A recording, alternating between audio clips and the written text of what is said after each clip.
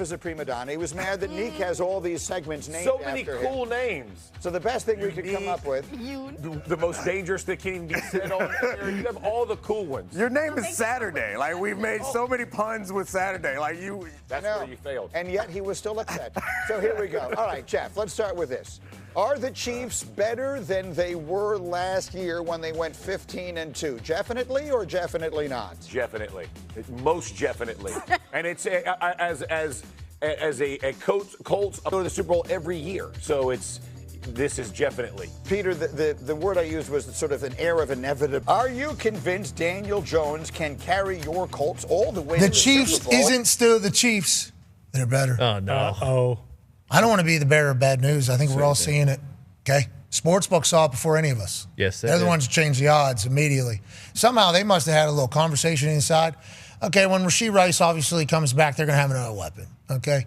And with Worthy being faster than everybody on the field, they're going to have this year's version of their Tyreek Hill. Travis Kelce is going to somehow drink from the fountain of youth. Kareem Hunt's going to do the same damn thing. They're going to start having more weapons than everybody else. And then, Patrick Mahomes is going to make a decision that he's just not going to lose anymore. That's what Patrick Mahomes says he's going to do. He'll run through you. He'll run around you. And then the defensive side of the ball, hold the phone. They have a shutout. Are they good too, D-Butch? Well, look.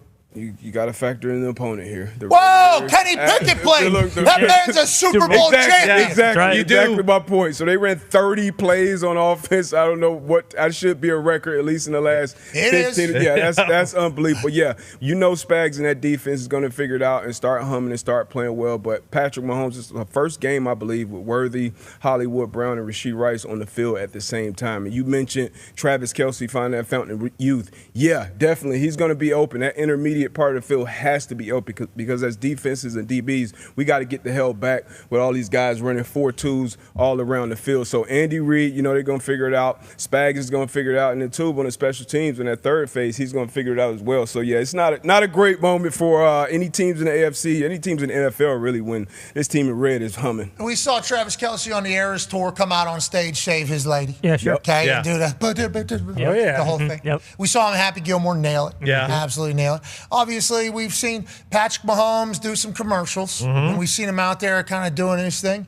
You saw him do a little thespian for the fake. Yeah. Like run it. Going for it on their own 40. Tony. On 4th and a foot. Tried to draw him offside.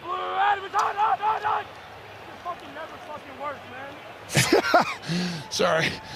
Mahomes says, Coach, it doesn't there they go. work. They He was go for faking it. He was faking it. Holy hell, bro. That's genius. I love everything about it. A couple of the linebackers look like they weren't falling for it, but just all you need is one D lineman just to be like, oh, yeah, we aren't falling for it, brother. Whoa, shit, we're out of nowhere. Love the fake spike anytime anybody does it. Yep. And I guess we're going to, anytime Patty Showtime Mahomes starts putting on a Broadway act in the middle of a show, I'm going to buy it because I think he sold it pretty good. I mean, he fooled Tony Romo played with 15 years in the league. He fooled the hell out of Tony. Now, I'm sure a lot of people probably hated that from Tony, but I loved it. I think it actually made it better. Look, think about Tony. You feel like he's excited watching the game, so I can appreciate that from him. And we seen Patrick Mahomes. You never know what to expect with this bunch, whether it's spinning around in a huddle in the red area or something. They always got something up their sleeve. So it's the Raiders. Sure, why not go for it? Yeah, I mean, it's only 7-0 at that point. Little did they know that would be the Raiders' final score. And Pete Carroll, I don't know if he's loving necessarily coming back into coaching to be the Raiders. And what's that conversation later? We'll certainly ask Schefter here in a matter of a moment. And now let's talk about a quarterback who's playing like the best version of himself. And boy, is it great to see. I think we saw this version a couple years back. Now maybe even in a bigger form. Yeah, once 15 and red gets humming, everybody gets to kind of shaking in their boots. What's going on? What are you seeing with Patrick Mahomes in this offense? I feel like he's been great all year, but we just saw yesterday with him having his weapons, having Hollywood, Rashee Rice being back in the building, Worthy, all those guys been on the field for the first time at the same time. What are you seeing with this offense, and what do you expect going forward? Conviction and trust. And those are two words that Patrick and Andy Reid and Matt Nagy just did not have a lot of last year, rightfully so. The conviction to believe in, one, protection, and two, the people around them. You see the ball distribution. I think they had like 9 or 10 dudes catch passes. And but for me, it's if you just watch the creative design of the plays, that tells me Andy Reid and Matt Nagy trust those people on the field, because we weren't seeing it over the last year. Up until like 3 weeks ago, it has started, and they're back to some of the motion stuff. They're back to creating some of the one-on-ones for perimeter players. If you see yesterday how they would take on a consistent basis, Kelce on one side of the ball, Rashee Rice on the other side of the ball, and you notice like it balances their formation. Then what are you going to run? You're going to run zone. You're going to run man. I'll start with Travis and then work opposite. And just we're seeing more plays where Patrick is, not leaving the pocket too soon, but they're just giving him the opportunity to say, hey, does the initial read hit? Great, get it out of your hands. And if not, Patrick, go make some special plays. And it's not out of a running for your life necessity. It's out of the, I have time to maneuver a little bit. That's a big difference than last year. And so I probably undervalued the impact of Worthy and Rice on their offense. Having those two guys back, man, trust and conviction from everybody in that offense. Rashee Rice, last 17 games, including playoffs, equivalent of one full season, 106 catches on 139 targets, 2 drops. Jeez. 1,169 yards, 61 first downs, 9 touchdowns, and they were force-feeding him, too. It was very much like, welcome back. Balance is their offense. Yeah, they're very much like, welcome back. It is great to have you. And who knows what they do before trade deadline, too. Yeah. You never know with this Kansas City Chiefs team. And as soon as they showed a glimpse of being great again, the sports books just go, yep, they're the favorites, and he's the favorite, even though nobody else was seeing it at the time. QB that we're thinking maybe MVP conversation is the guy, Patrick Mahomes. Hey. Welcome back to Chiefs Nation. Let's talk about something special that's starting to happen inside Andy Reid's offense. Something that's been quietly building under the radar, but is now impossible to ignore. I'm talking about rookie running back Rashee Smith, a name that might not have been circled on everyone's depth chart in Week 1, but after his breakout performance against the Raiders, it's time we all start paying attention. Sunday's demolition of the Las Vegas Raiders wasn't just another win. It was a message, a statement that the Kansas City Chiefs are still the gold standard in the AFC West. Mahomes was firing on all cylinders, the offense was humming, and the defense was locking down like a championship-caliber unit.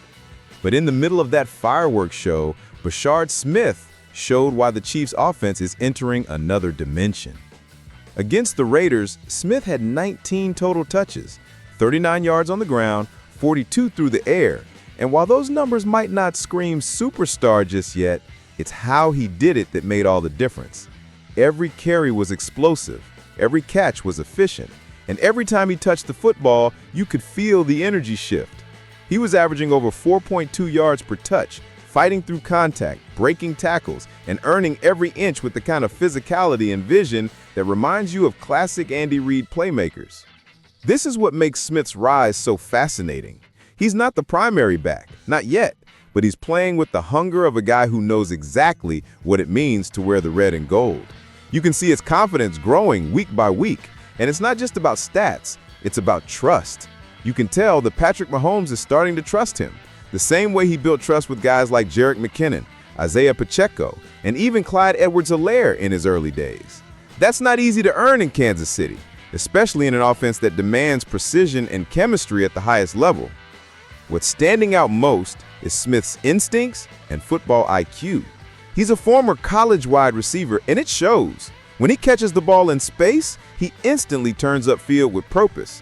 He doesn't dance, he doesn't hesitate, he just moves. He knows how to find leverage, how to set up defenders, and how to squeeze every possible yard out of a play.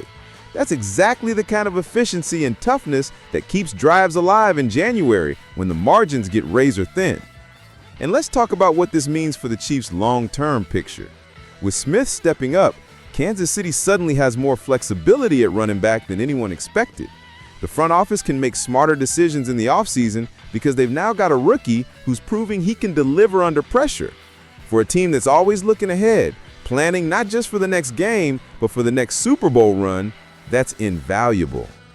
But beyond the numbers and the strategy, there's something deeper happening here. Smith's emergence represents what makes the Chiefs organization elite: development, culture, and opportunity.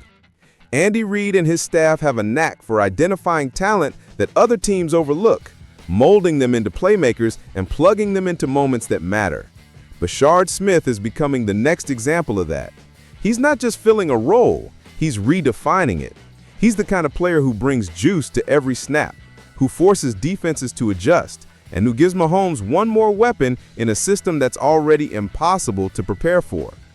When you look back at this stretch of the season, this might be the moment when the Chiefs' offense truly clicked again, when they found their rhythm, their swagger, and that next-level balance between explosiveness and control. If Smith continues to grow at this pace, he could become the secret weapon down the stretch, especially in the screen game and quick pass packages that have always been a staple of Reid's offensive genius. So, Chiefs Kingdom, here's the bottom line. Rashee Smith is not just another rookie. He's earning his spot in an offense built on trust, timing, and greatness. His presence adds a new layer of danger to a unit that's already finding its rhythm at the perfect time.